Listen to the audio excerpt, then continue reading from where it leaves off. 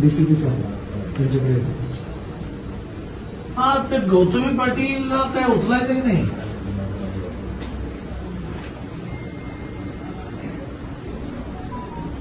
अरे हो, पण ती गाडी कोणाची तरी आहे की नाही? हा हो, पण मग आता हा जो रिक्षावाला सिरियस आहे.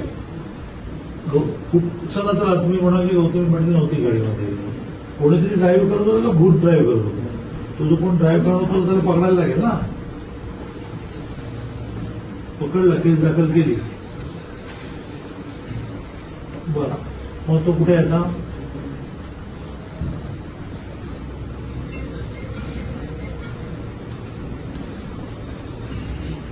मग ती गाडी कुठे आहे?